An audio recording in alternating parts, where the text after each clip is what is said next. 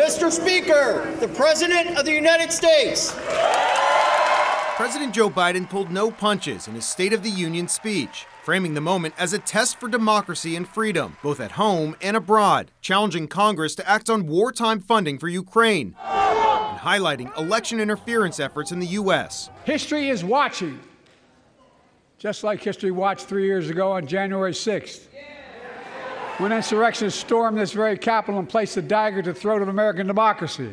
Biden spoke for just over an hour, arguing that the economy has come roaring back on his watch, calling it the greatest comeback story never told. And he addressed some of the most pressing domestic issues, including the Supreme Court taking away abortion rights, highlighting the story of Katie Cox, a Texas woman who was forced to leave her state to get an abortion. Many of you in this chamber and my predecessor are promising to pass a national ban on reproductive freedom. My God, what freedom else would you take away?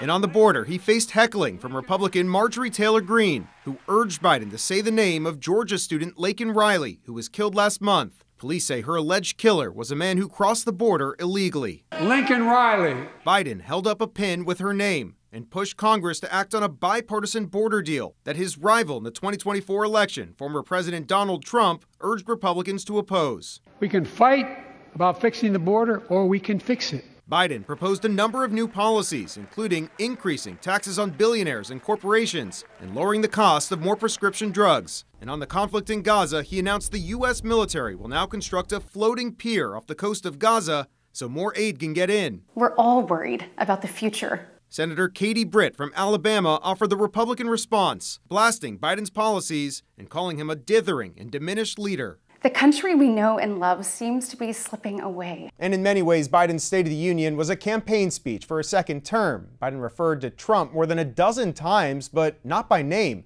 Biden saying that he stands for honesty, decency, dignity, and equality, while, quote, some other people my age see a different story. In Washington, I'm Evan Koslof, Spectrum News.